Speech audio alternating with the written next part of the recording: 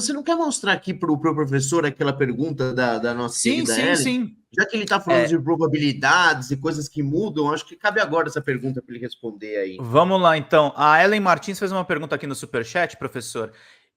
Teria sido melhor o Delgatti não ter aparecido na história do Lula por se tratar de um criminoso tão repugnante assim?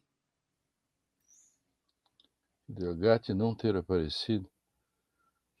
Mas é a história da minha irmã e do meu pai. É por isso que eu A trouxe agora a pedra. pergunta. E Ellen, se o Delgatti não tivesse aparecido, nós não estaríamos aqui falando desse assunto.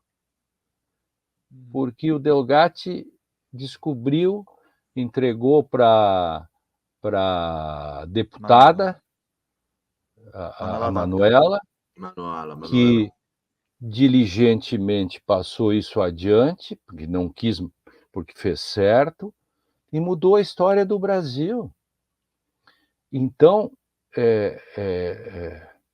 não existe Brasil e Lula, liberdade, etc., sem o Delgatti. Eu posso dizer para vocês que eu que trabalhei nessas coisas todas e conheço demais, nós fizemos 3 livros sobre isso, eu fui o que mais escrevi.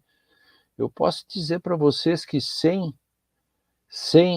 a Vaza Jato, a Lava Jato estaria no poder.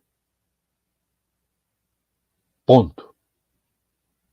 Muito bom, muito bom. Isso posto, professor, o que o senhor achou dessa condenação de 20 anos aí do Delgatti? Não sei se o senhor já respondeu isso no DCM, mas hoje ainda não falamos disso aqui exatamente. Não, eu não falei no DCM sobre isso ainda. Não, é uma espécie de backlash do sistema, né?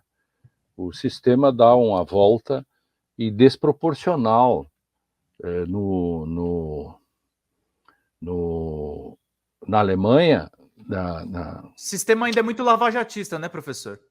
O sistema continua lavajatista, né? Nós continuamos olhando essas coisas com os olhos lavajatistas.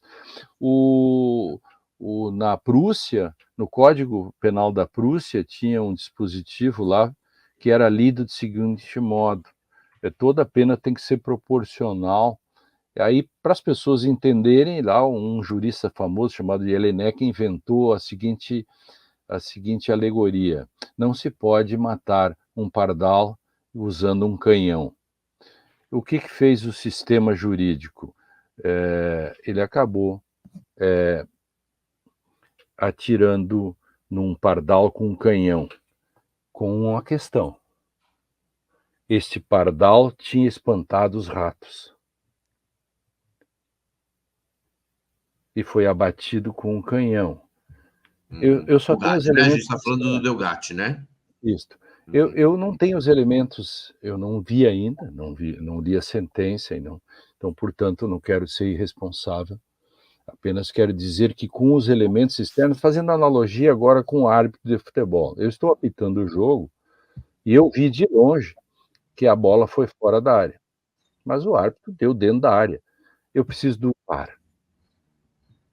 Então eu vou chamar o VAR e vou olhar a sentença e depois eu posso dizer. Mas olhando de fora, se o Delgatti tivesse matado 2 pessoas, não sei se chegaria a 20 anos a pena dele. Essa é a desproporção que os alemães já falavam. Só para deixar isso. Parece-me que essa pena vai cair para menos de 8 anos, tá? Na minha avaliação. Com recursos, essa pena, né? Cai.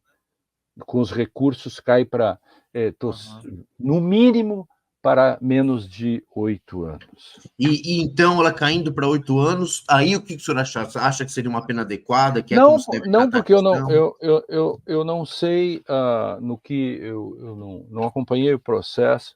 Eu estou dizendo que, considerando que de fato tenha elementos tal, a pena dele ficaria adequada em torno de 5, 6 anos, por aí. Semiaberto a pena, não ficaria no regime fechado, seria semiaberto. Nessas circunstâncias, né? Com a experiência de 30 anos de Ministério Público, do que é uma pena, essa questão da proporcionalidade das penas, que as penas no Brasil elas se aumentam de vários modos, né? As penas não são assim de por exemplo, de 2 a 5. Você pega 2 anos se você for primário e tiver bons antecedentes. Agora, se você cometeu o crime com mais uma pessoa, já aumenta a pena. Se você cometeu tem mais de uma vítima, aumenta a pena. Se você cometeu vários crimes que podem ser somados com curso material, você triplica a pena, quadruplica a pena. Se você cometeu com uma ação vários crimes, você tem um concurso formal, você aumenta ela em 2/3. São 4 tipos, no mínimo, tem ainda o crime continuado, que são os balizadores da pena, das penas no Brasil. Então, com essa experiência, sim, eu estou fazendo eu sou um árbitro que estou um pouco gordinho, assim, acima do peso, então eu não estou acompanhando o lance assim a 2 metros, como fazem aqueles árbitros que atrapalham o jogo, né?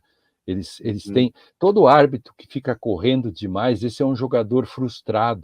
Ele é que não sabe.